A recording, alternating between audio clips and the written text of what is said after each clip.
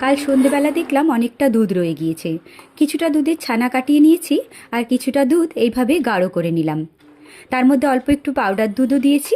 তারপরে ছানাটা দিয়ে ভালো করে শুকনো করে নিলাম। তারপর নামিয়ে একটু খেজুর গুড় দিয়ে এটাকে ভালো করে মেখে নিলাম। এটা দিয়ে একটা মিষ্টি তৈরি করব বলেই রেখেছি। অনেকটা দুধ থেকে গেলে এভাবে মিষ্টি করে নিলে খাওয়া হয়ে যায়। তারপরে একটা বাটিতে একটু ঘি দিয়ে বাটিটার মধ্যে ভালো করে চারপাশে মাখিয়ে নিলাম। ছানার ওই মাখাটা দিয়ে ভালো করে প্রেস করে এই ফ্রিজে 1 ঘন্টা মতো রেখে দিলেই হবে। কিন্তু এটা করতে অনেকটা দেরি হয়েছিল বলে আমি সারা রাতই রেখে দিয়েছিলাম সেট হওয়ার জন্য।